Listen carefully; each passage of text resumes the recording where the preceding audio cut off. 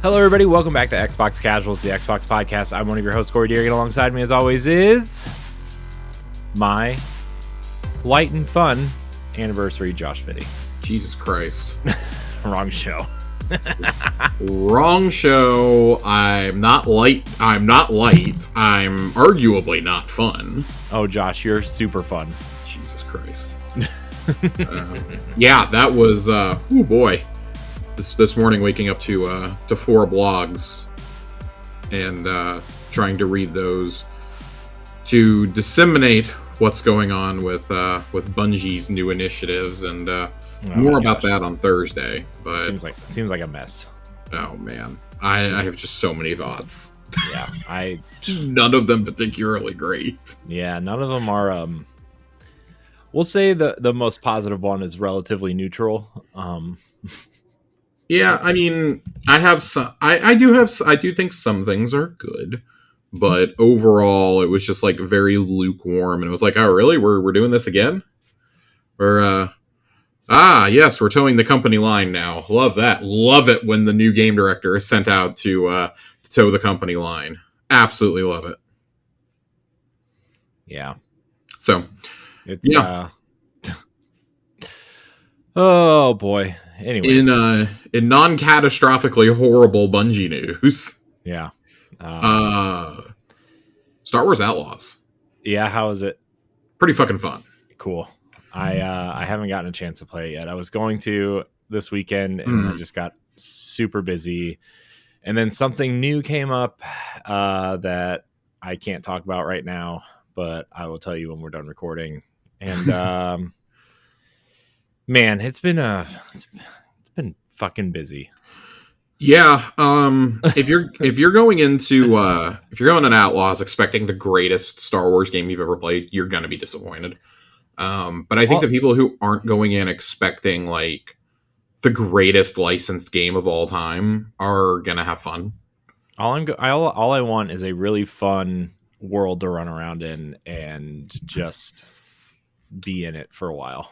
That's all I want. Yeah, I think that this world largely accomplishes that. I won't say it does it 100%, but I do think that to a decent extent, I think it does it. The first real planet you're on, Tashara, definitely feels the most fleshed out. Tatooine is Tatooine. Kijimi is fine, but very small. And Akiva, I think, it's the one I'm currently on, is a fucking slog to get around. It in Tatooine, it's just like, oh my god, like this is awful. Mm-hmm. So I don't know. Like there's plenty of references to all eras of Star Wars in it, which I really enjoy. You know, ranging from High Republic to Kijimi is a planet from Episode 9, so going all the way up to the canonically latest thing in the timeline, I think is a really cool twist. An EU character I really, really like from the books shows up. Was a very big fan of that. Nice. I guess he's also in the movies at a certain point. Really enjoy that he shows up. Dash Rendar. No, God, dude, if Dash Rendar was in this, I would fucking cry. I would cry, just weep tears of joy that he exists. Yeah. I do find it very funny that in a Syndicate game, we don't deal with Black Sun at all. That was really weird to me. I know there's sequel. Well, I know there's not as much of an emphasis on Black Sun in the new canon, in the Disney canon. I know there's not as much of an emphasis on them. Like, oh, we're gonna build our own. The Pikes, Crimson Dawn, the Ashigas, I think is what they're called, is one of them. And then of course, you can't have a game about rogues without the Hutts. Instead of going to Tatooine, I wish we would have gone to somewhere like Nar Shaddaa, which I think would have been really, really cool to see on screen. I get why we're on Tatooine.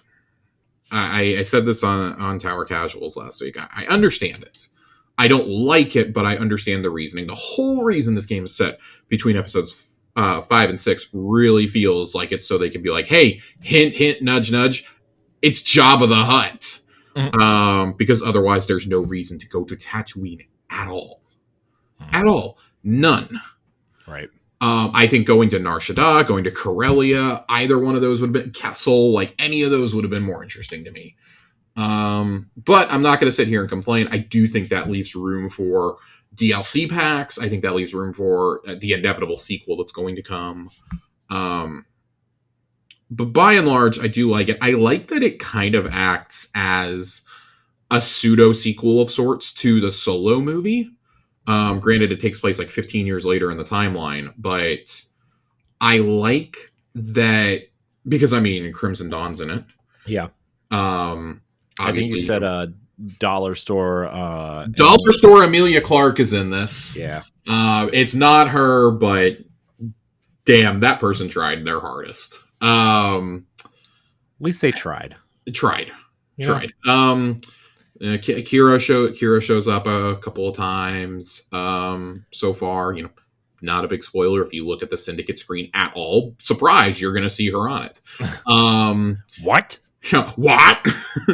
I do. So I like how you can upgrade the blaster. Like there's 3 different modules, or there's 3 different modules for 2 of them, and 2 for the heavy component you can get. I think that's particularly cool. You can upgrade your speeder, upgrade your ship, and yeah, that stuff is kind of necessary if you want to 100% the game. This is not something I'll be getting a platinum or a 100% completion in terms of gamer score on, because I've looked at some of those drives and I just have no desire to do that. I'm having fun. I've put in roughly 20 hours in 2 weeks. I'm having fun with it though. It's not, again, like I think Jeff Grubb summed it up the best when he was like, this really reminds me of the games we played when we were kids. And it really does feel like a Shadows of the Empire for a new generation.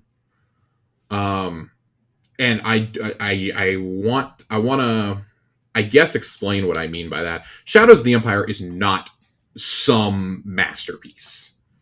It's fine. We've had about a dozen Star Wars games better than it, though. And that to be expected. It's one of the early N64 games. But it was kind of the first game, or one of the first games where they were like, oh yeah, we're gonna have this game, we're gonna tie in a novel, we're gonna tie in like all this other stuff. Like it has its own toy line, and like the only time we'd ever seen anything like that was Dark Forces, which came out around the same time, I guess maybe a year earlier. That introduced, Kyle Katarn. But Outlaws very much is in that vein of Shadows of the Empire, of Bounty Hunter. And it's like, hey, it's not the greatest thing you've ever played, but for a licensed game, pretty damn fun. Like, pretty damn good. If you go into it knowing that you're going to get the normal Ubisoft bullshit, yeah, it's not bad. It's, it's Star Wars with some Assassin's Creed mixed in. I do find it really funny that the mandatory stealth sections that you cannot fail or you have to start all over have just received unanimously terrible feedback, that they're actually going to patch those to make them much more forgiving. Sounds like a in Final the next Fantasy 15 situation. Oh, it's so fucking funny because I'm like, dude, because like one of the first ones you have to do in particular is so rough. The very first one you do on Tashara is so rough. It's like, what the fuck, dude? Like, it's so long. And if you get caught at any point in that, you're screwed. You can't kill anybody.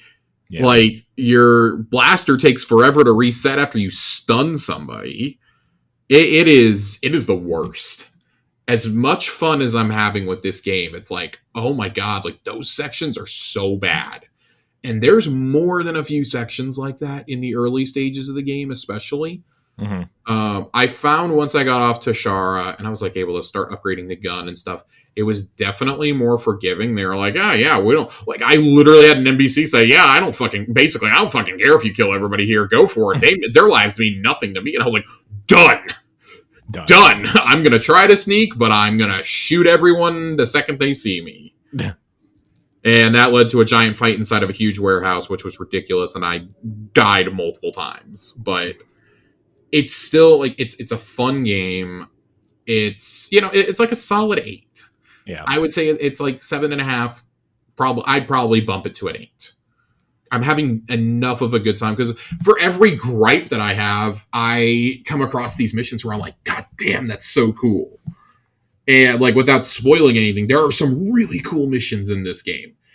Funny enough, several of them on Tatooine. And like there's so many Easter eggs, I think, for those who love the games. Like when you go into the cantina in Mos Eisley, you can there's a booth that's quote unquote cursed that nobody is sitting at, and it's Han Solo's booth. Oh, and you can see the blaster shot where Greedo's head was. Awesome, that's cool. Or the blaster shot that Greedo shot at Solo. I guess I should say, but yeah, it's really cool. I enjoy it. You're landing at Docking Bay 94. Like, it's a little too on the nose with some of the references. Yeah. But, like, Sabacc might be one of the best mini games, like, ever. Yeah, that's what I heard. Sabacc, it's up there with Gwent and Queen's Gambit from Final Fantasy VII Rebirth as, like, one of my favorite modern mini games. So, that's really cool. Like, I would take a standalone Sabacc game right now from this team. There's not enough depth there, but you get what I'm saying. Like, Sabacc is really fun. I easily could play like an hour or two of Sabacc and not get annoyed. Nice. Because there's ways to make that more fun and make that more engaging. You can buy new chips that you can use, which are basically gambling chips that you can use during it for different moves. You can only perform with those. That's cool. There's speeder races. There's smuggling. There's infiltrating. Like there's a little bit of everything. And I really love that we have another Star Wars game that doesn't rely on Jedi. Yeah. Yes, I love playing as a Jedi, but right now, no Jedi game is going to come close to matching what Jedi Fallen Order and Jedi Survivor do. Right. The only thing that would is if you give me a new Knights of the Old Republic. That would be about the only other Jedi game I want right now. Like, much like the Jedi series from Respawn takes clear inspiration from The Force Unleashed in terms of its set pieces, the movement, the combat abilities, etc. This very much takes from Bounty Hunter, Shadows of the Empire, a little bit of like Battle for Naboo in there. And it's something that we haven't had in a really long time, I think, in Star Wars, where you play as a character on foot without Jedi powers. Yeah. That's something you get so rarely, and understandably so. You get that very rarely in this universe. And I think it's great to mix it up a little bit. So I just want to get away from the original trilogy. This would have been such a better game to me if we were just freed of the shackles of, hey, see that, see that, see that, see that. But I get it. Like, the first game, you got to do it because you got to get Jabba the Hutt in there. Right. So, but with how it's set, another one clearly could be set in the early years of the New Republic, and I think would be great. Yeah. So, yeah, fun. Great characters. Nyx is a great companion. Kay is I think Kay is a good lead character, even if she's really dumb at times. Yeah. Lovable crew. ND5 is great. So, that's your droid part. That is the big ass droid. Yes, that is the other person on the cover of the game with Kay and Nyx is ND5. So yeah, I would encourage Star Wars fans, check it out. Hopefully you'll like it. And if you're on the fence, there's no shame in waiting on a sale on this one. Yeah. But this is from Massive. This is from the team that did The Division. They did last year's Avatar Frontiers of Pandora or whatever it's called game. They're being kept pretty busy over there. So I feel like they're definitely like the Ubisoft team that like just consistently puts out like pretty decent product. Like, okay, you know what you're getting from Massive. It's going to be an 8.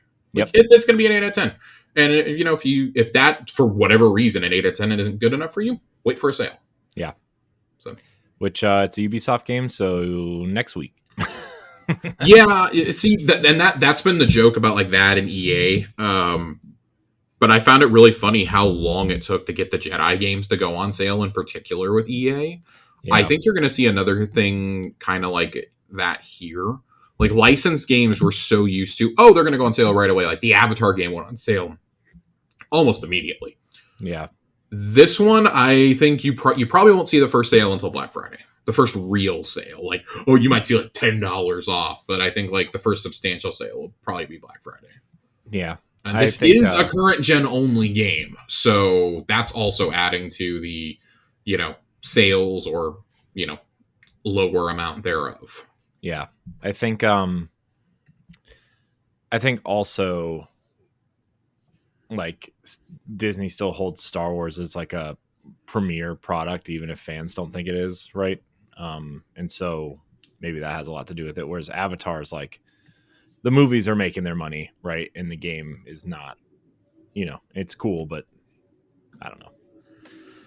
Yeah, I think that it's funny because like I think that the majority of fans are just like, hey, they can be normal about it and be like, oh, I didn't care for this particular Star Wars project, but hey, maybe the next one will be for me.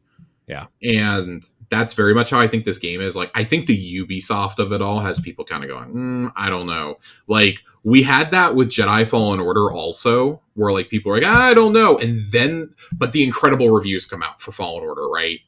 And it's a Game of the Year nominee and all this and that. And that game sold fantastically. I think like 8 million units total. 7 or 8 million, something like that. It sold ridiculous numbers that Outlaws is probably not going to reach, if we're being totally honest. I think that's because it was just like top notch in terms of like everything that it did. And they made the correct decision with Survivor to go current gen only last year. Mm-hmm. The last gen versions are just now coming out of Jedi Survivor, by the way. And I don't know how that game's going to run on last gen. It barely ran on current gen.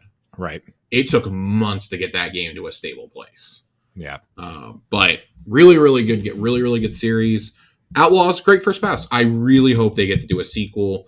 The director has been like, "Oh, I have so many ideas for a sequel. We're working on DLC right now." Like I bought the gold edition, so I got 2 DLCs. One of which is supposed to come this fall, and one is coming out in the spring. Really excited to play those. So yeah, nice. I think there's a lot to love here. It's probably the only new release that I've played in the last couple of months that I'd be like, yeah, I think people need to go get this. Cool. I'm really excited to check it out. I need to I don't know, man. I just haven't had the it's too much money being spent elsewhere at this point. Yeah, I understand that. Man.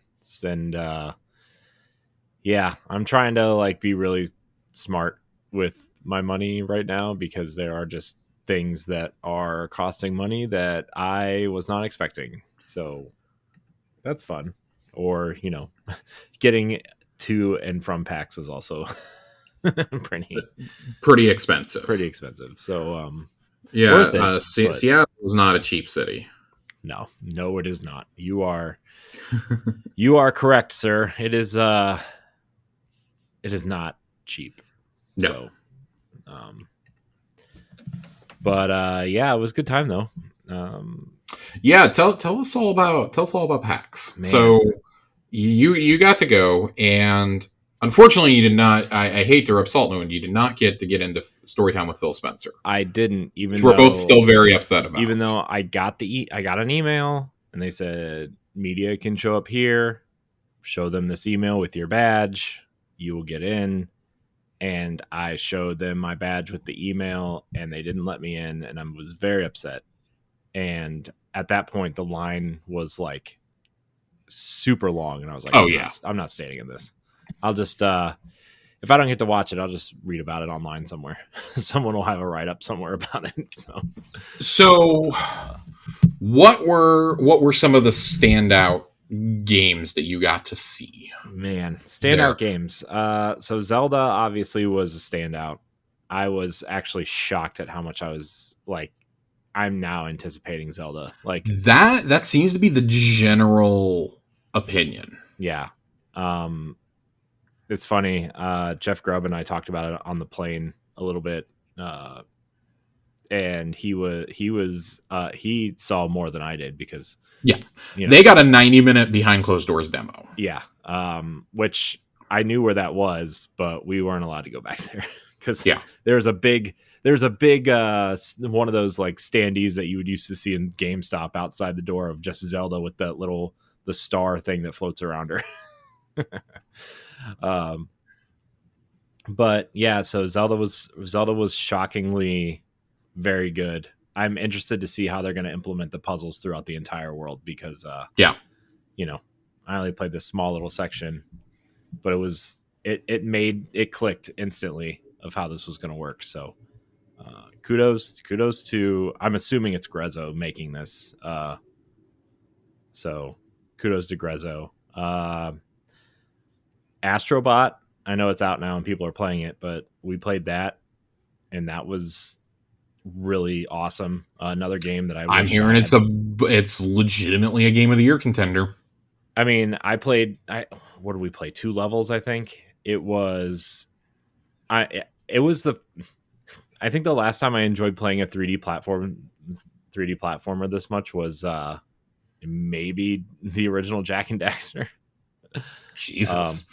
So not Mario Galaxy or anything like that we've had other people citing. Oh God, I don't like Mario Galaxy at all. Well, I mean, I don't either, but I'm almost always in the minority there. I do adore Odyssey, though. Yeah, I think Astrobot's better than Odyssey. Like, yeah, I mean, if people are comparing it to Galaxy, then I assume it's better than Odyssey. Yeah, it's really good, man. Like the just like the attention to detail and the care and the collectibles are super fun. The costumes are fun. The power ups are fun. Like I've had no less than 5 or 6 people send me screenshots of the Persona cameos in the game of Joker, Teddy, and Aegis. Yeah, there are a lot of them floating around. So it's a remarkable game. It controls well. The dual sense actually makes sense, which I have a hard time saying for a lot of other games that are on that platform. I don't particularly care for the I like the dual sense as a controller. I don't like the haptics. Yeah. I'll put it this way. I think the haptics would be better if Xbox made a haptic controller. Because then it would be standard. Yeah. For everybody. And as such, it's just, it's one of those niche little fun little like third party thing or first party things. Like the only other games I think that really implement that really, really, really well are the Spider-Man games. But I like that. I always like that games give you the option to turn those off because it's like something that's cool for like 10, 15 minutes. And then I take it off because I know I'm going to forget that it's on and just like jam the trigger down. Yeah. So, yeah, big fan of Astrobot. I'm hoping to start that one this week. Yeah, Astrobot's really good, and Stalker 2 was. I can't wait. Day one with Game Pass. Yeah, day one with Game Pass. It's funny because I was talking to Cog about it a couple days ago, or like right after I had gotten done playing it, because he asked me if I wanted to do something, and I was like, I'm at PAX, man. But he's like, oh yeah, I forgot. How is it? I'm like, it's great. He was like, did you play Stalker 2? I'm like, yeah, dude. He was like, tell me. I'm like, it's fucking cool, man. I was like, you're gonna love it. I said, it's so atmospheric. It's so tension filled.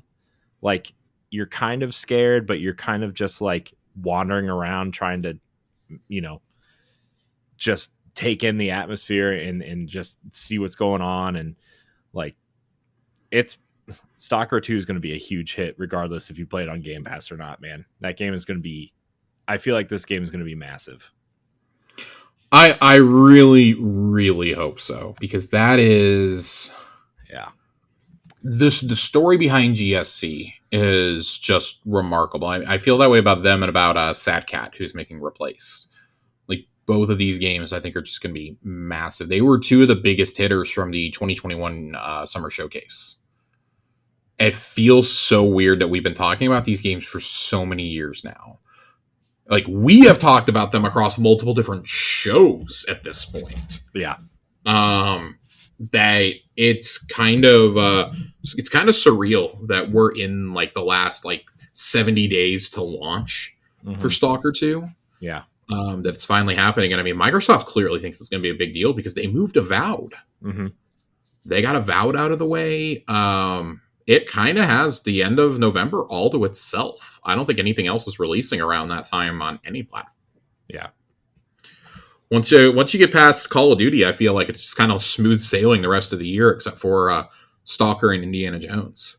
Yeah, it's it's a stacked fall for Xbox. I mean, we talked about it a couple episodes ago, right? Like Yeah. their lineup for the fall is definitely like it's a great lineup, and this is like that.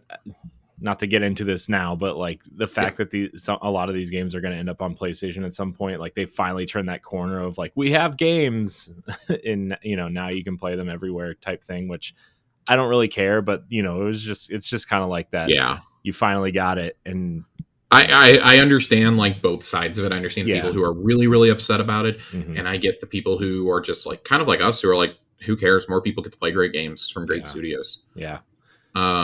Like I think we've just moved so far beyond the archaic nature of, well, I have to have value to this plastic box. Mhm. I think Steam becoming as big as it did, and especially I think the uptick in PC adoption post like 2020 really has, that's been the unsung story of this generation. I think has been the shift to PC.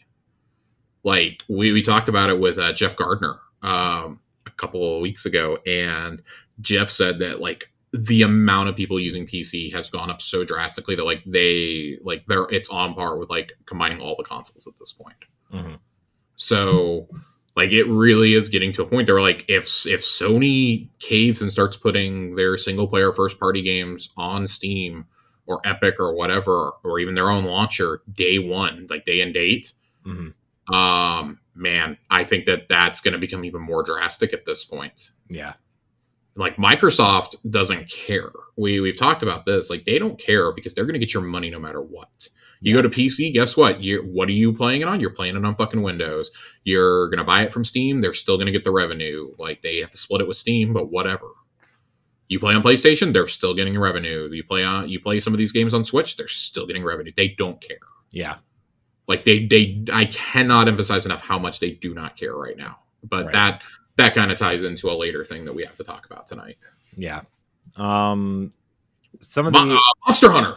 Yeah, Monster Hunter. Yeah, Monster Hunter Wilds. Tell me all about it. Two weapons. That was not available in the demo that we saw. I'm not super surprised. I do have to say that, and I assume we were playing the PC version. Just because. But it was super smooth, super fluid. Just the movement felt better. The like I said on Tower Casuals, there's like this new kind of critical spot system similar to like Horizon, where you can chip away some of the skin or the scales or whatever type of monster you're fighting, and you'll see a crit spot that you can do more damage at that spot. And then carrying two weapons I think is going to be a huge deal, because I think it'll allow you to play that rock paper scissors game with the different monsters a little easier, right? So it was really a beautiful game, and they had a life-size something there.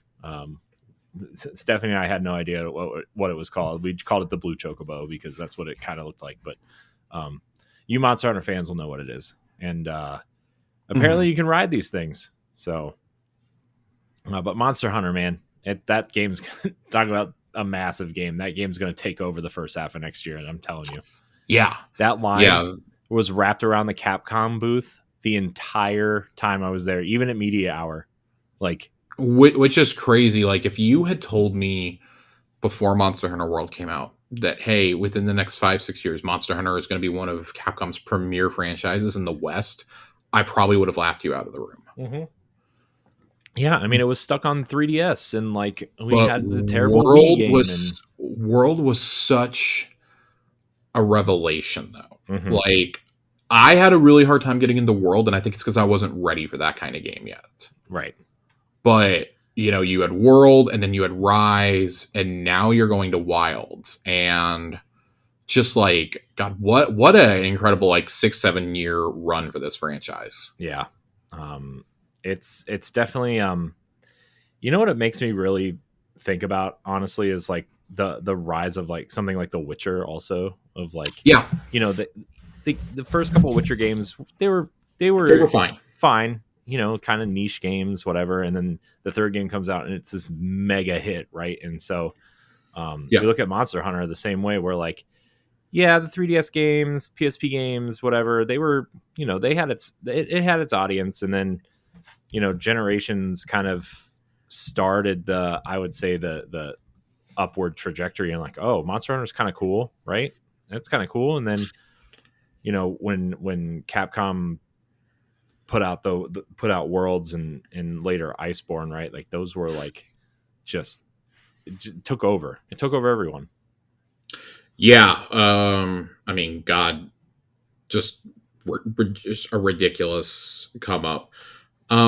It's funny because I always used to confuse Monster Hunter with Monster Rancher. You remember those games back on the original PlayStation and on PS2? Those are the games that I used to always confuse Monster Hunter with, and I was like, oh, well, I mean, I knew about these games. No, drastically different games. Let me tell you something. So I do think it's really cool that when they decided that Monster Hunter needed to come to non Nintendo consoles, essentially, because the funny part is, like, really almost all these were being held to Japan too. Like, a lot of this series was either handheld or it was just in Japan, and then World changed all of that. Yeah. It's actually that was the first game in the entire series to be released simultaneously around the world. That is 14 years in the franchise, and it's the first one to be released simultaneously around the world. Yeah. Like, you were waiting a couple of years for those to go international in some cases. So yeah, I can't wait for Wilds. Everything I've seen from that just looks awesome. Yeah. It's good. I'm telling you, that game.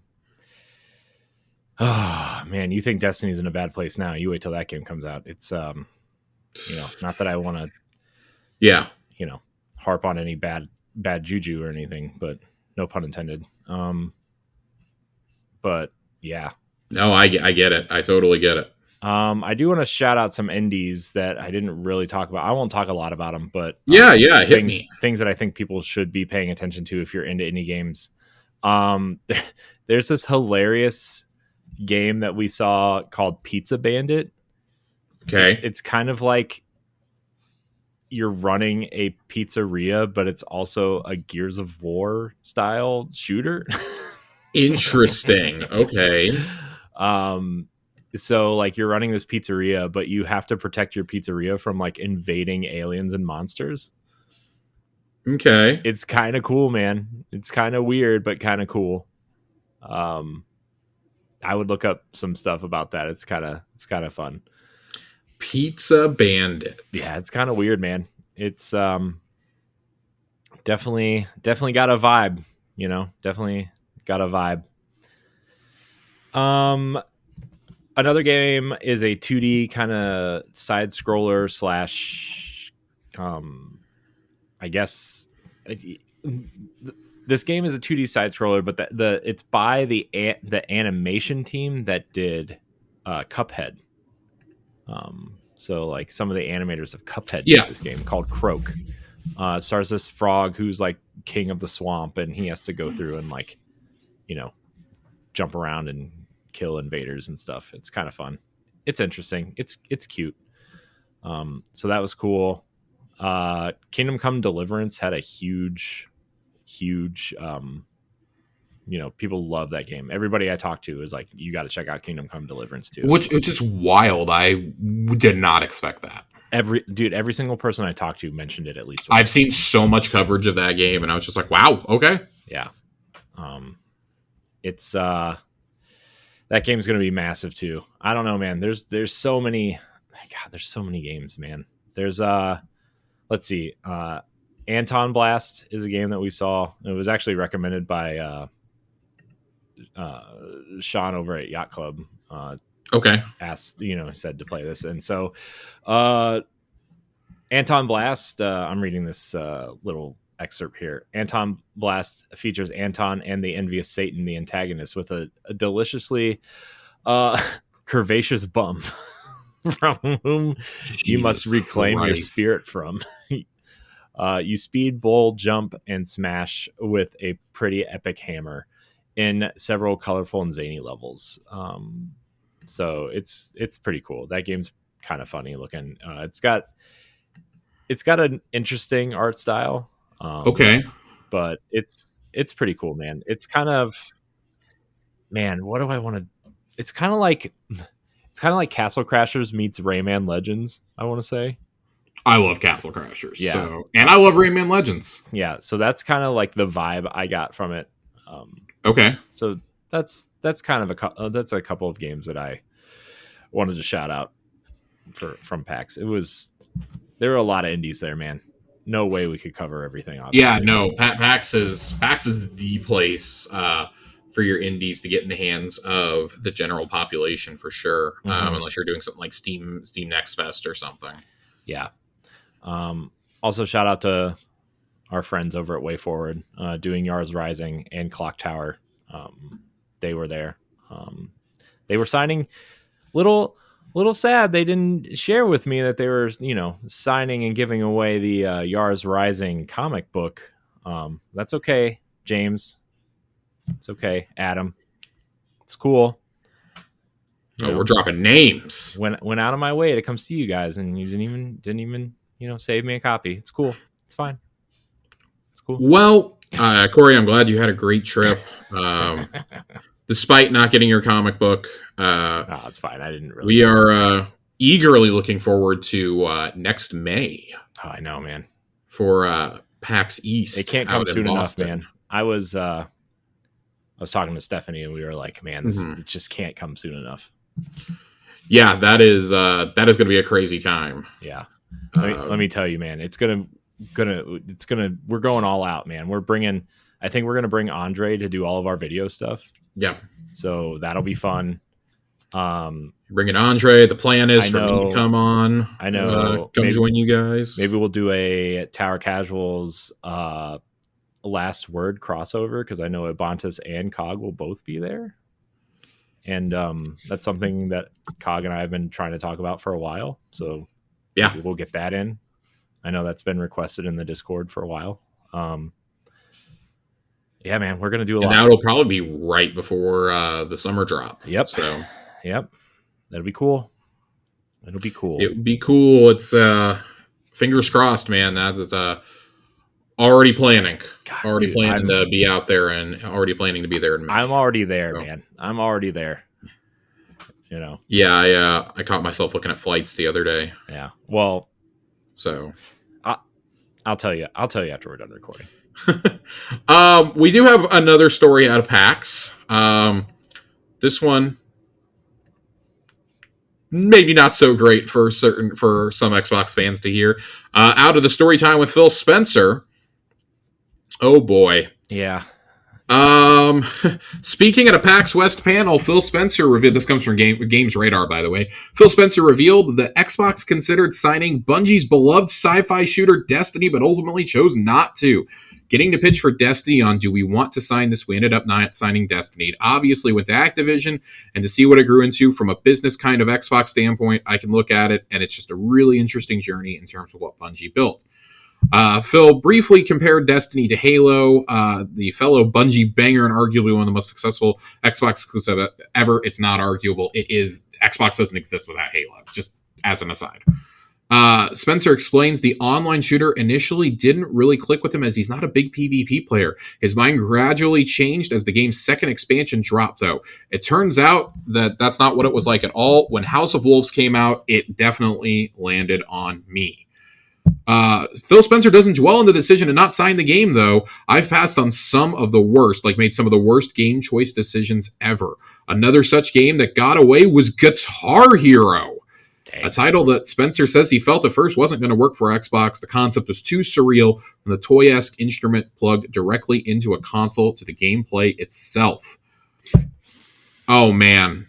Neat. He does finish up with saying, "I'm not a regrets type person. Maybe that's not a fault of mine, but I passed on so many games. Instead of looking back with frustration, Spencer tries to look forward and be positive about the things we're doing. With smash hit games like Destiny, that means celebrating studios such as Bungie and their monumental work. Just like to celebrate what that team has done. It's incredible." So this came up as an interesting topic in the Xbox community over the last week. That is now Destiny, Guitar Hero, spurning Marvel, and I don't know. Tell me where you've heard this one before. He passed on Grand Theft Auto 3 for the original Xbox, apparently. Yeah, being original Xbox, it would have been a launch title on the original Xbox. Listen, I'm going to say this. I love Phil. Listen. I love Phil Spencer dearly, but holy shit. I can understand Grand Theft Auto 3. The thing with GTA is we're all looking at this with rose-colored glasses and with the benefit of 25 years of hindsight. Nobody thought GTA 3 was going to be the game it was. No. Not a single goddamn person, unless you got to play it at that E3, thought that it was going to be this mega hit. Not a single person. Yeah. Okay, so let's go ahead and get that one out of the way now. Number 2, Guitar Hero. Guitar Hero is a little bit less defensible because we'd already seen games like DDR were very popular in the early 2000s. Right. So popular that we had a Mario DDR exclusive on the GameCube. Yeah. Oh yeah, DDR Mario Mix. DDR Mario Mix wasn't even a music game. It was a platformer. You had that. You had Donkey Konga. You had Donkey Kong Jungle Beat. Oh, man, Donkey Konga was awesome. I think the idea, and if I'm reading between the lines, and I'm putting my own interpretation here, is Phil, I have a feeling, looked at these games and was like, or looked at Guitar Hero and was like, we don't do gimmicks here at Xbox. Like, you got to remember, like, the OG Xbox made its name off of Halo, Project Gotham, Mech Assault, things like that. Like, Guitar Hero came out in the waning months of that generation. Right. Leading up to, or I guess it came out in 2004. It came out 2004, 2005-ish, something like that. Guitar Hero 2 turns around and comes out almost right afterwards. And that was the one, like, Phil was like, nope, that's it. We're getting Guitar Hero 2 on Xbox. They had a special guitar for it. I still have mine in the closet somewhere. The Explorer. But man, it's just, it's that to me is like the big one of those three that like really got away. Like, man, I can understand what you were thinking, but holy shit, what a thing to get away from you. Yeah. Destiny, I go back and forth on this one. I see that less as the one that got away and more of like Bungie very clearly did not want to work with Microsoft anymore. Yeah, that's more of what it felt like, right? It was like we've all read the Jason Schreier book, Blood, Sweat, and Pixels. There's a whole chapter on the making of Destiny, and they're like, they decided they were done with Microsoft.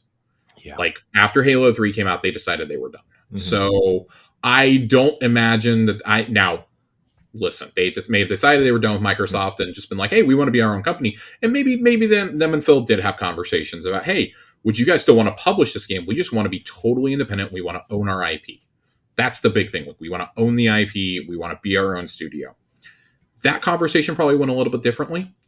And this is another fascinating wrinkle into the story of Microsoft and Bungie, because we all remember back in 2020, the rumor came out that summer, which multiple people corroborated, even though Pete Parsons vehemently denied it. The Eurogamer, Jeff Grubb, Ryan McCaffrey, like people who don't just report shit because they feel like it, were like, no, Microsoft has talked to Bungie about buying them out. Mm-hmm.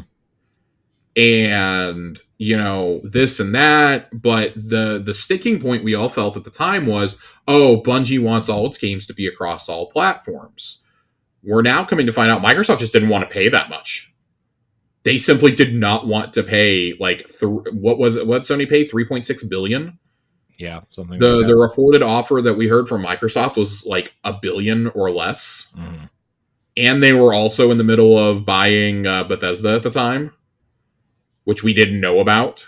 But it's like, oh yeah, like I'm sorry, like, you know, you look at it back then and like, yeah, Bungie coming home would have been like this great story and this and that, but like it's come out over the last couple of years like, oh, they were worried about like the talent being run into the ground and how expensive it was to maintain a live service game and this and that. And like, if there's any of the big three that understand the cost of maintaining a live service game, it's Microsoft.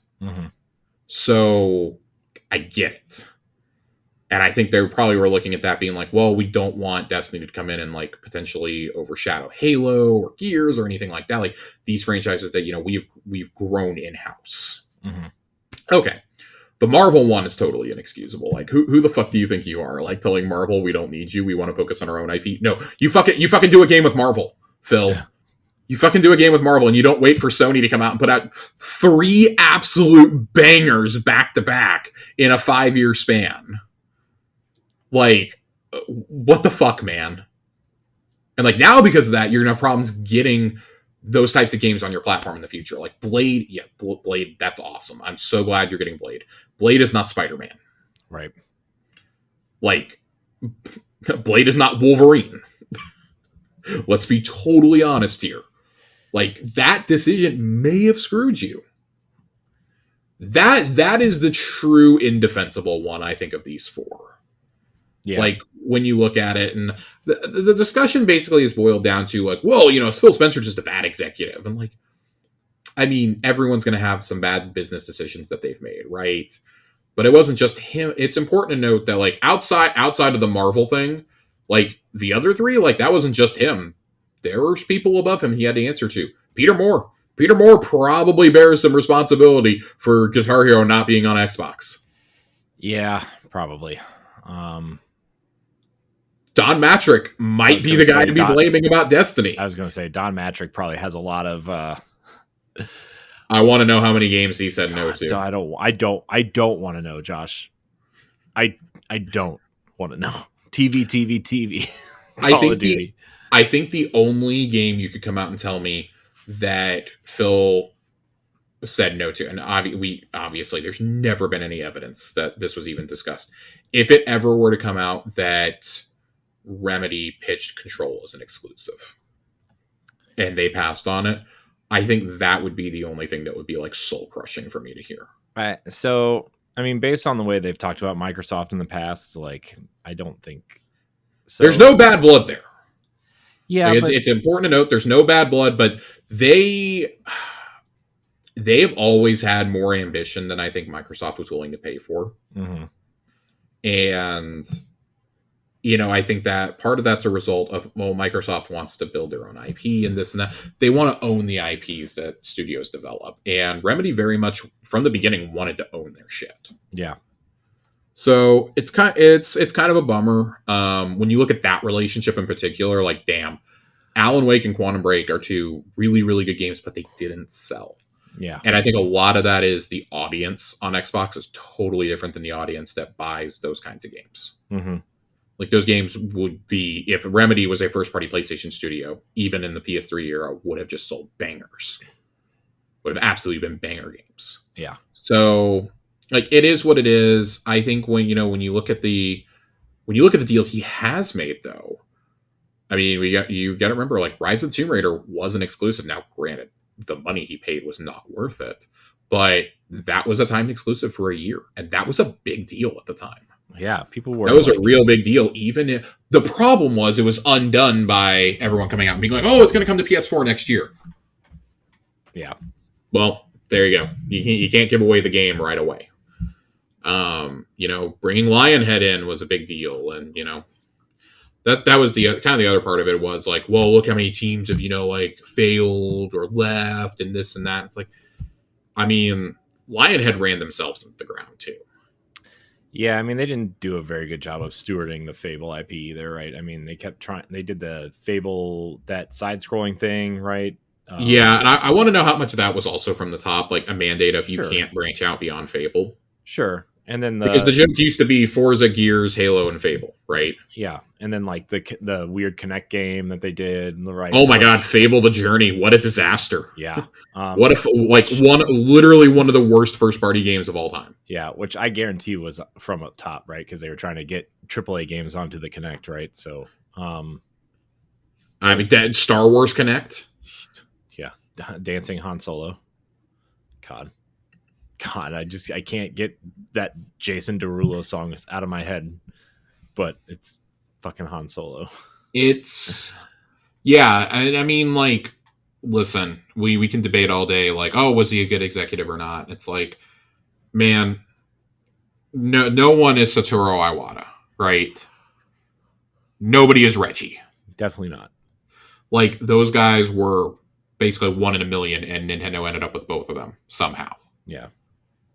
And I mean, let's be honest, like, Reggie wasn't doing a lot of the green lighting. Okay, he's very much a businessman, Yeah.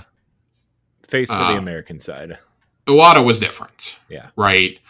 And I think when you look at the guys who have largely run PlayStation and Xbox for like the last 15 years or so, really the only two that come out of there that I think look even semi-decent are Sean Layden, who has looked better with time, and Phil Spencer.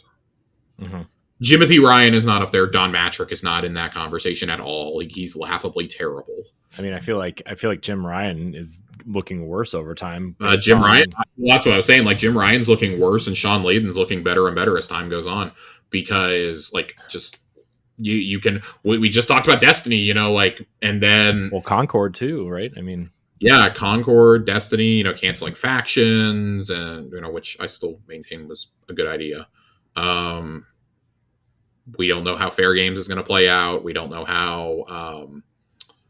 Was there one? Deviation's game got canceled, and I think Deviation even closed up all the way. They did. Well, they folded part of that team into an internal team that they haven't announced yet to work on something, apparently. The guy that was head of Deviation is now heading up the project that was spun off from Bungie. Yeah. So I do think that, like, when you look at things like that, it's like, okay, man, nothing's been that bad. Like, yeah, you can sit here and meme all you want about Starfield not being, this game of the generation like Skyrim, but like an 83 on Metacritic isn't the worst thing in the world to get. Mm-hmm. That's still pretty damn good. Like, the ROI on the Bethesda purchase has already, it's already paid off, I think. Like, yes, Redfall, disaster. Absolute, complete disaster. And people are like, oh, when's the last time we saw a first-party game do as bad as Concord? And I'm just, like, sitting here like, don't say it. Don't say it. 15 months ago, we had a game called Redfall. And it was terrible. And it was just... Concord at least played good. Like, Redfall couldn't even do that. So, anyways, the long and the short of it is, no, he's not as bad of an executive as some of y'all think, but he is a businessman. He is a businessman that happens to really like video games. Like, okay, you want to talk more about his record? Let's talk about, like, how many people they've had to lay off at Xbox. Let's talk about how they closed Arcane Austin and Tango. Mm-hmm. Like, let's talk about that. Not the games that got away, like, oh boy, Grand Theft Auto 3 and Guitar Hero and Destiny. We can hem and haw about that all day long. I want to talk about the studios that were closed earlier this year.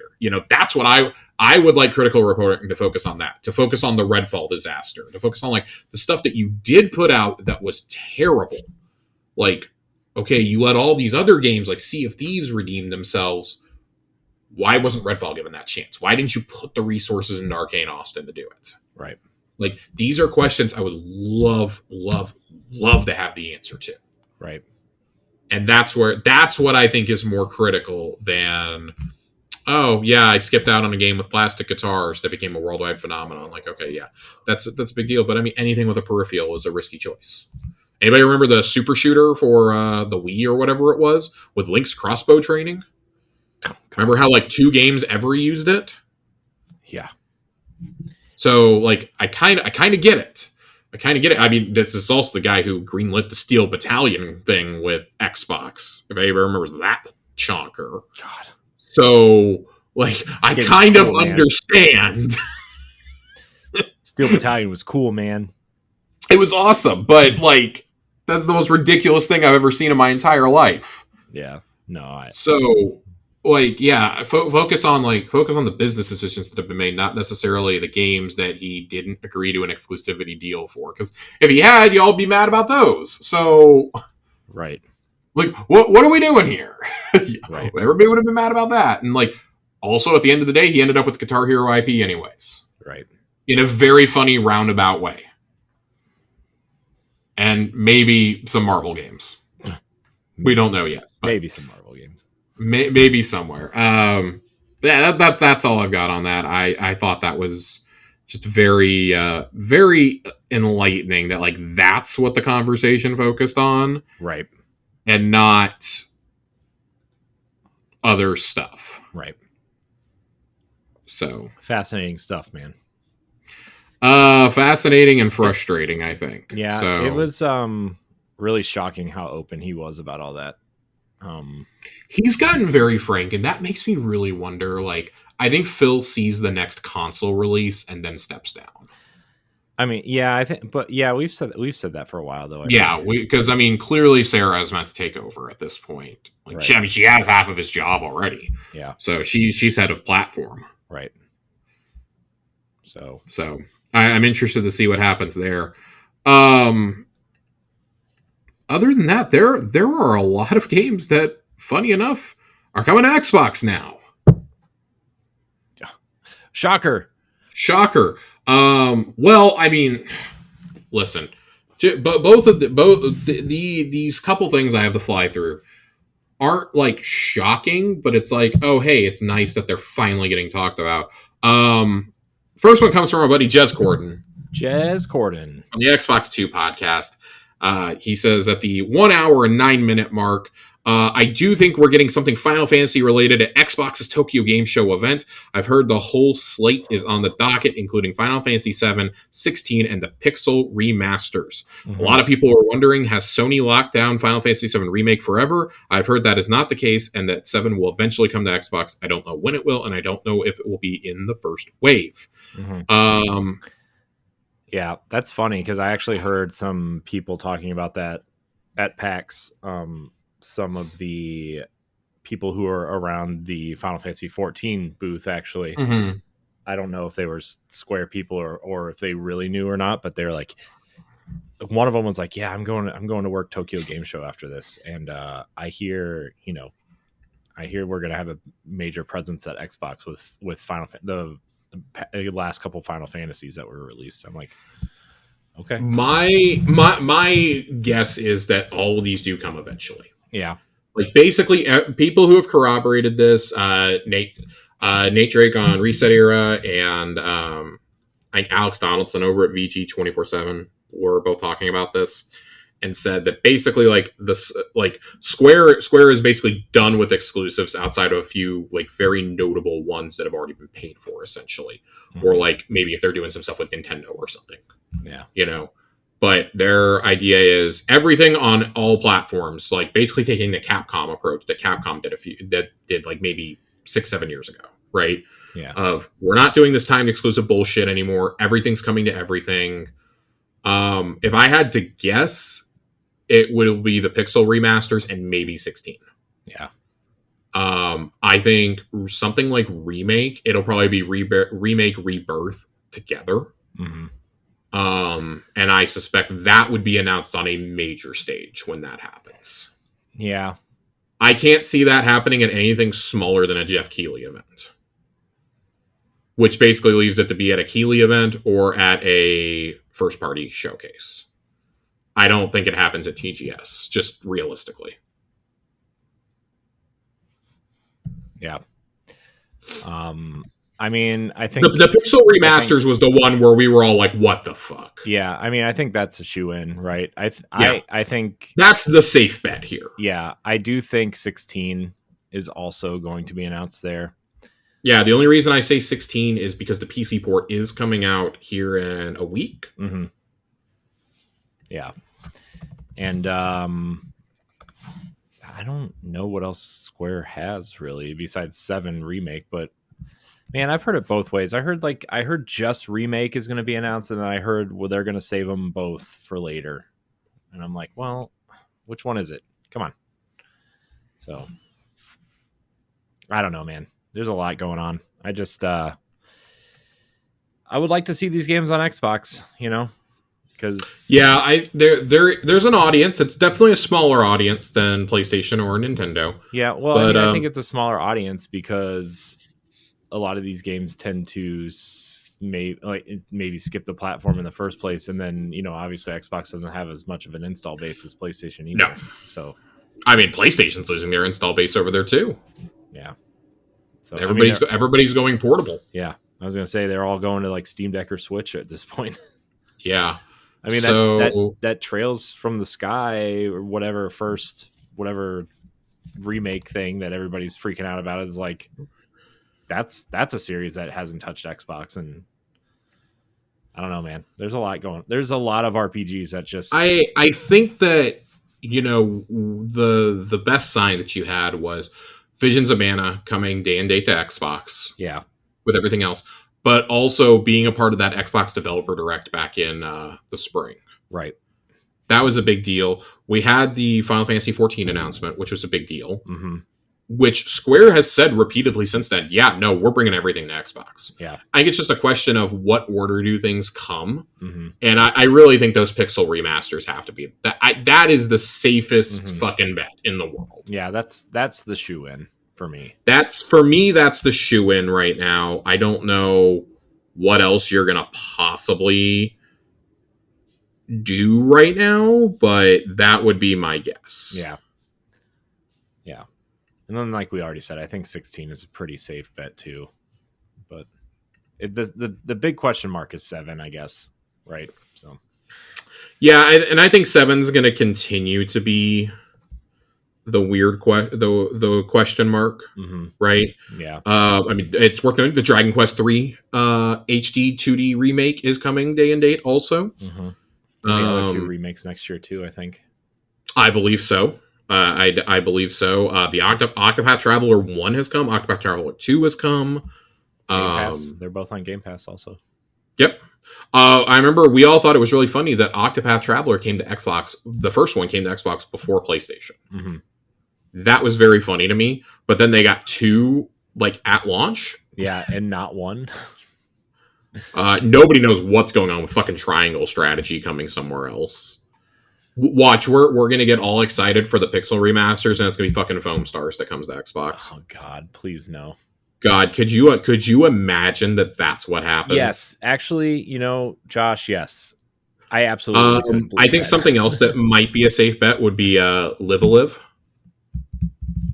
That has come to every platform but Xbox. But yeah, the Pixel remasters have to be. That's got to be it. Mm-hmm. Forspoken is another one. Yeah, I kind of forget that they published that. Yeah, I kind of forget that game exists. I think Forspoken probably has to be taken into consideration. That actually feels like a shoe-in at this point too, right? That feels like it's been. So we had heard that was a 2-year exclusivity window. Yeah. We haven't quite hit 2 years yet, but I'm sure they could still announce that it's coming to Xbox. Yeah. Sony might have waived it at this point. Yeah. I don't know, but yeah, those are really kind of the most outstanding ones from the last couple of years that just haven't come over for whatever reason. So, yeah, there's a lot they could put over. The Mana game. There's plenty of stuff there, and obviously it's going to take time to do this too. This isn't just going to happen overnight. No, the Trials of Mana remake that they did for Switch and PS4 could come over. I'm running through it in my head now. Yeah, there's a lot. Oh God, I'm only going back for like 3 years. Yeah, there's so much that can be done. You could do those Tokyo RPG Factory games, I Am Setsuna and Lost Sphere, and that third one that nobody ever remembers what the name is. I think if it's your first time bringing something over that hasn't been on these platforms in any way, shape, or form before, it's the Pixel remasters. Yeah. I think that's got to be that or 16 as your first thing, I think. Yeah. Do you think these games will hit Game Pass? Any of these games will hit Game Pass at all? I mean, there's a history of them putting the remasters on there. Or the ports, I guess you could say. It could happen. I think they're going to want that money. Yeah. But at the same time, I could see them being like, well, Microsoft's trying to grow Game Pass in Japan and Korea right now. Yeah. Them being able to come out and say, hey, all the original Final Fantasy games, the Pixel remasters are on Game Pass right now. Would be would be a deal. Yeah. I would assume Forspoken would be one that would be. They've paid a pretty penny for their partnership with Atlas and with RGG also. And those seem to be doing well regardless of where you look at the metrics. Like they did great in the West. The Yakuza series especially, suddenly was getting played by a ton of people. It was a very niche series. I would still argue is a niche series, but I mean, now you got Like a Dragon, Infinite Wealth being one of the contenders for Game of the Year. I kind of forget that came out just 3 weeks into the year. I know. Persona 3 Reload obviously is a big deal. And by the time this episode posts, the DLC is out. That's part of Game Pass. Like, Square was kind of the last, bastion holding out on them. Yeah. So, and I think Square kind of looked at some of these deals that have been thrown Sega's way and were like, all right, we got to get in on this. Yeah. Well, not just that, but also their expectations of Final Fantasy VII Rebirth and it just kind of not making the money they thought it was going to because it was on one platform. Yeah, I've wondered about that because part of the deal is, yes, it's on another platform, but also sequels usually don't sell as well as the first one. Yeah, but also Remake was on PS4 and PS5. Yes. So, and most major third-party games still aren't going exclusively to current gen. I mean, Black Ops 6, for fuck's sake, is still going to be on PS4 and Xbox One. Isn't that crazy? That absolutely blows my mind, but there's no incentive right now for them to do it. It's going to take them, honestly, at this point, it's going to take Microsoft or it's going to take 2K saying that NBA 2K or Call of Duty are current generation only going forward. Yeah. Well, you saw what NCAA did, right? It sold phenomenally. Yeah. Consoles were flying off the shelves. You got to think that, maybe Microsoft is looking and being like, God damn, maybe we should have just scrapped the last gen version of Black Ops 6. And it would help with the stability for sure. Yeah. But you got to be thinking that next year's, that this is probably the last one you're getting that's cross-gen. I don't know. Maybe they don't care because it's just money. Right. They're printing money no matter what. So you got to think, but the PS5 Pro, by the time you listen to this, PS5 Pro will have been announced. Mark Cerny's doing a 10-minute presentation about it in Japan tomorrow. Today, tomorrow, whatever. And PS5 Pro is going to be formally be announced. At that point, people got to stop making games for PS4. I'm sorry. PS4, Xbox One, it's time to go. Yeah. That gen just it's time to go. Sticking around. It's time to go. Other games that we did not think were coming to Xbox, but the stance has been reversed. We heard about this a while back, that the reason why some of the older Capcom collections weren't coming to Xbox was because of the engine that they use, and it was incompatible with Xbox or something. And Microsoft apparently has sent engineers over and gotten this rectified. So the Marvel vs. Capcom collections and the other Capcom fighting collections are being launched on Xbox in 2025. Heck yeah. I am absolutely excited for this. I love Marvel vs. Capcom. I'm so excited. Holy shit. I can't wait. I gotta tell you, I think this is great. This is great, and Capcom basically had said hey, we want to bring these games over. We just don't have the manpower, essentially. to troubleshoot this and try and get it working. And Microsoft was like, oh, we're not. I think they had to look at this and be like, we can't. Like we are like trying to be the face of game preservation right now. We can't. These games cannot skip us. Yeah, we have to have these. Yeah. If it was from a smaller publisher, maybe they just ignore it. But Marvel versus Capcom, kind of a big deal. Yeah. Let me tell you, man. I played a little bit of X-Men versus Street Fighter at PAX. Oh yeah. Oh my god, I fucking love it. I can't wait. I'm probably going to double dip on this one because I'm probably going to buy it on Switch right away. Yeah, and then I'm definitely buying it on Xbox. So, yeah, I'm telling you, man, that game's going to be. I have my Switch physical pre-ordered because, yeah, I mean, I don't know if I really have to explain why, but I'm quite excited. Yeah, I'm very excited. So, something else that might excite you, Corey. Ooh. 2 listings for Transformers games involving Microsoft Studios have been found on the Australian Classification Board site, as well as the Steam keys have been updated for these supposedly. I know, you can download them on your Xbox, but you can't play them yet. So it's Darkspark and Fall of Cybertron. There are 4 games that have had information updated. It is War for Cybertron, Fall of Cybertron, Rise of the Darkspark, and Devastation. Oh my god!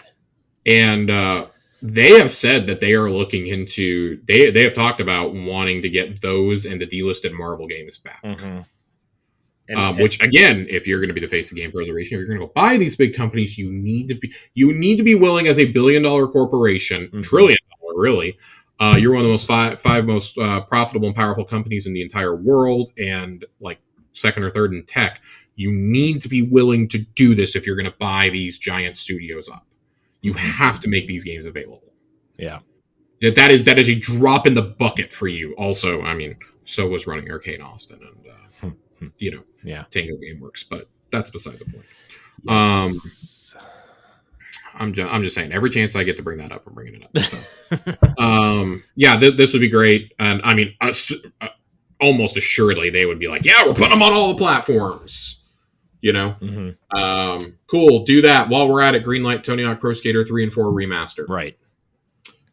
Give the people what they want. Do everything up through American Wasteland, and I'd be happy. Man, I mean, if they stopped at 3, I would be happy, but keep going. I would be fine with getting to 4. I would be over the moon if we got to Underground 2. American Wasteland at that point is just a bonus for me. I've talked about it before. That was in that weird time where it was a cross-gen game, but the 360 version was so radically different from the last gen. It was a totally different game. It was basically an open world Tony Hawk. It was weird. Yeah. Which I loved. I love the idea of it, but I don't even know how you would go about doing that one. Yeah. I would imagine they would have to stop with 4. My dream would be to get the Underground games, but I don't know if like all the licensing that went into those games in particular. Right. I don't know if you could do that. Let me play as Jango Fett again in Tony Hawk 4. Yeah. But yeah, man, the Transformers games excite me beyond belief, man. I'm so excited. I'm so excited. I'm so excited. I need this. I desperately need this to be real, and then I need them to follow it up with Marvel Ultimate Alliance is back.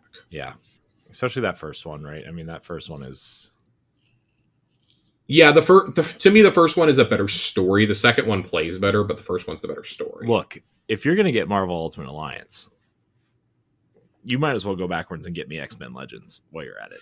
I mean, if you're going to do this, get me X-Men Legends, get me the Marvel Ultimate Alliance games, get me X-Men Origins Wolverine. Yeah, give me that. Get me Ultimate Spider-Man. And get me the Spider-Man 2 video game. And after that, I'm good. Yeah. I'm good. But when you do this, like, that should be part of the purchases. You need to fork out for those licenses and at least make them available on the current platforms. Yeah.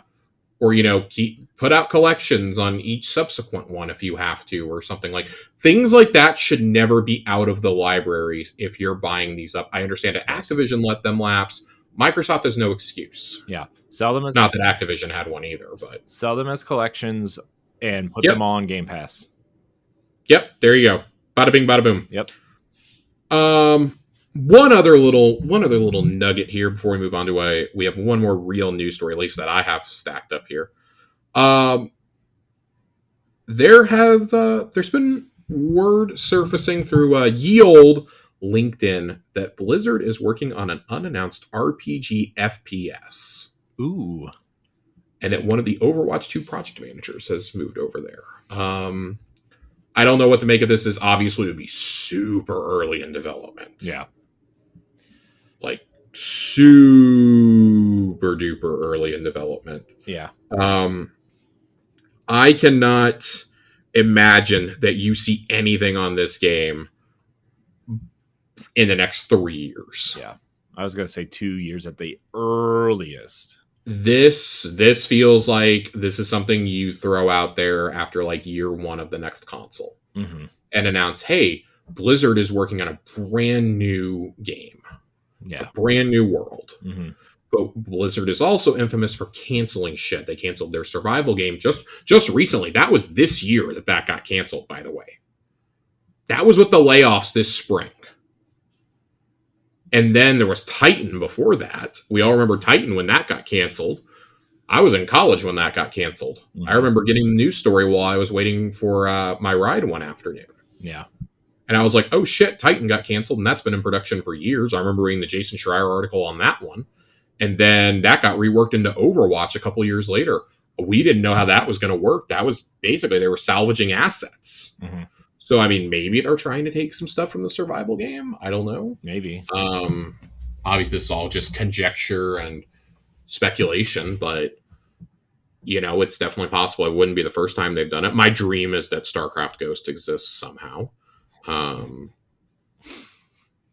But, I mean, the pipeline over at Blizzard is, I would say, solid for 3 of their 4 franchises. Yeah. We know that Warcraft is in good hands. We know that Diablo is in good hands.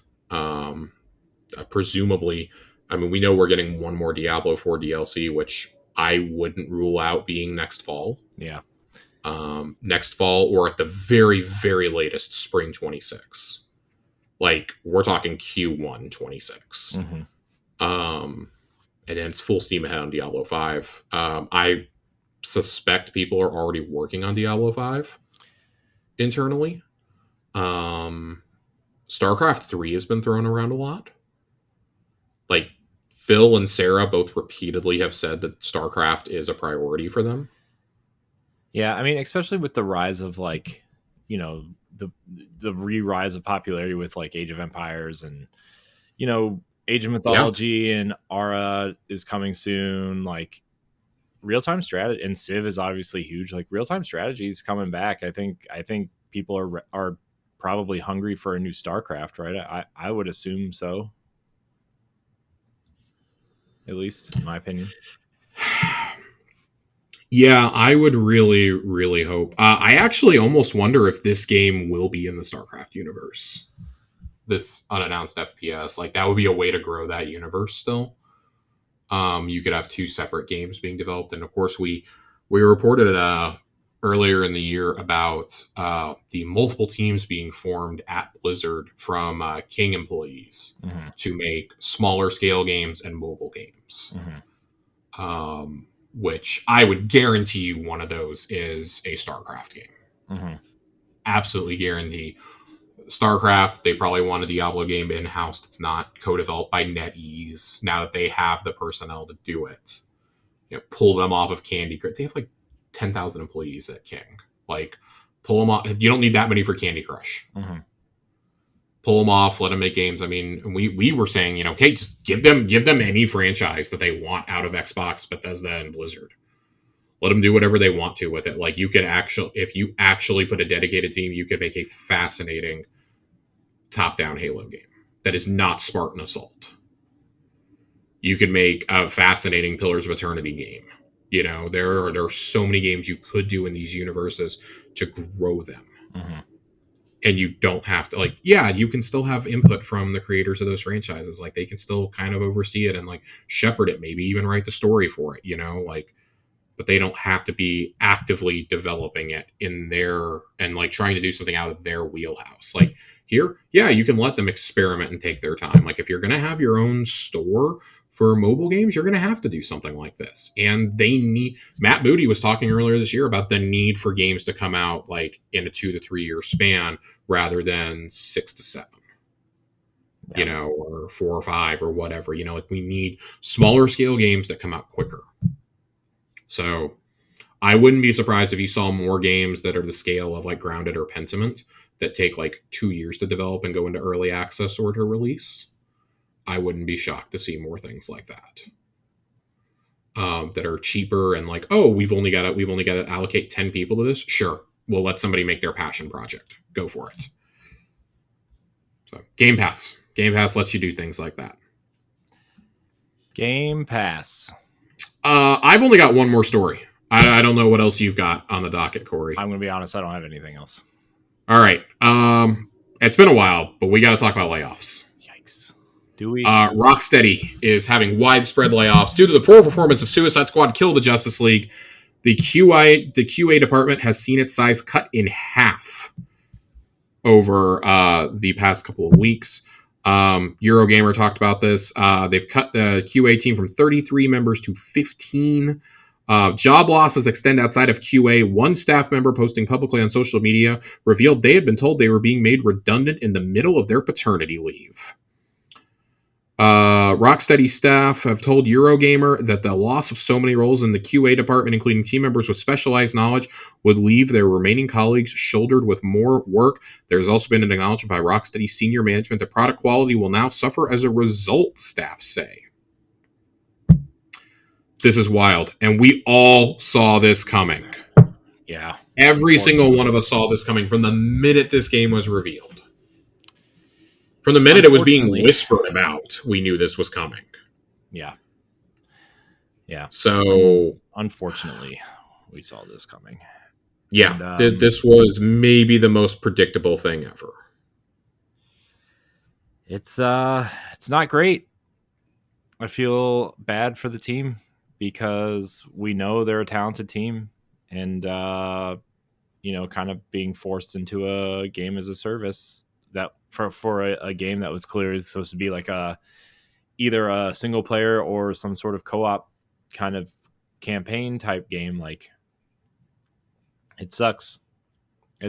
And you know what? The higher ups are not getting, I mean, the developers are suffering for this, and it's not their fault, right? They're suffering for decisions made at the top. Yeah. Thank you. Fucking David Zaslav, man. Yeah. Dude has absolutely no idea what he is doing. He's not even over games. He's over all of WB in general. I mean, look at what he's done at HBO.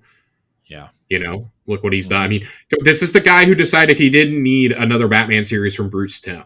Like, and they let Caped Crusader go to fucking Amazon, where it got great reviews. Like, just, you got to be kidding me. Right. Just, I don't understand what's going on over there, man.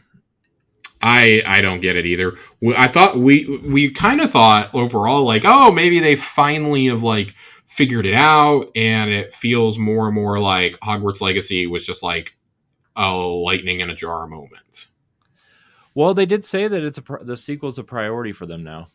It sold 20 million copies. It'd be a priority for me too. It's like your only profitable game in years. Like, outside of Mortal Kombat, which, like, Mortal Kombat 1 didn't do phenomenal from my understanding. It has had a really hard time with player retention. Definitely hasn't done as well as 11. The other games in the series. Yeah. Yeah, I mean, I was trying to see if I could find numbers on it real fast, but yeah. Yeah, it's, but hey, I mean, you have something like 11, and, like, they move on to Mortal Kombat 1 because they're not sure if they want to, if WB is going to sell them off, so they can't be working on Injustice, right? Like, that seems like a foolish move. So I don't know. Yeah, man, I would really, really, really love another Injustice game overall from WB, but it feels like I'm not going to get it. I don't know what happens to Rocksteady here. Like there have been rumors about them getting sold off. I mean, those rumors have swirled for years. Yeah. I think we can all remember back to summer of 2020, back when they were first looking to sell off WB games. Fucking David Zaslav again was looking to sell them off, and I guess got talked out of it. Yeah. Because at the time, Microsoft and EA were the two main suitors, and because it kind of fit the bill of like what Microsoft wanted. Also, like, oh, they'd have a dedicated fighting studio, they'd have Rocksteady for single player stuff, and you know, but it wouldn't have come with any of the rights. Who knew Avalanche was going to be their like flagship studio? Not me. Now? I mean, the thing is, like, I mean, I think most people would agree. Like, the game was fine. Like, I don't think it's like revolution. Like, when I talk about like the best licensed games of the last several years, like it doesn't make my list personally. Like, I think that it's kind of in like that Outlaws category of like, yeah, it's a solid 8. Like, there's nothing. It's not bad. It's not like incredible, but it's not bad. Mm-hmm. And I think that's just like, obviously, it's a very touchy IP to work with, to say the least, these days. Obviously, people buy games, they don't give a shit. You know, it's like it's Harry. Oh, hey, it's cool. It's a Harry Potter game. Like, we've never had a good Harry Potter game. Mm-hmm. You know, the best we've ever gotten was Lego. Harry Potter was the best we'd ever gotten, which is getting some weird remaster, by the way. I don't understand that either. Mm. I don't understand a lot of the decisions being made by WB right now. They've basically shut Traveler's Tales down, which was another like hidden gem, but apparently had a horrible work culture because again, there's no oversight. Yeah. It's one thing after another over there, and I wonder if Rocksteady is still going to be a part of WB this time next year. I genuinely think they're going to get sold off. Like, this is a team that had something so special with Arkham Asylum and Arkham City. Arkham Knight, you know, we can debate all day long if it was a good game or not. Like, you either fall into you loved it or you hated it. Mm-hmm. And then it was 8 years. It was like 8-9 years until we got Suicide Squad. Yeah, which, you know, we've all seen how that one's gone. So I don't know. Like, I still think that Rocksteady has enough of a pedigree and name to be able to function on its own. But I mean, the talent that made those games is gone. Yeah. That made the good games. So who knows? I have no idea what happens to this studio, but with the way WB manages things, I wouldn't be surprised if Avalanche is like their primary studio. Avalanche and NetherRealm are like their two main studios going forward. Yeah. So, but that's all I've got for tonight. Yeah, WB, get it together, man. Like, I don't know. It just, I don't want to get into it now because we've been going for so long already. But like, yeah, God, some of these companies just the answer is like right there. What are you doing? That's my rant for the night. So, oh boy. Yep. All right. Well, let's get out of here, Corey. Yeah, let's do that. I want to thank everybody out there for watching and or listening to this episode of Xbox Casuals. I'm still recovering, Josh. Thank you for carrying me tonight. It's been a hell of a week. Yeah, I don't know. Thank you for your time, Josh. As always, where can we find you? Twitter, Josh _Finn. 2 N's. 2 N's. 2 N's.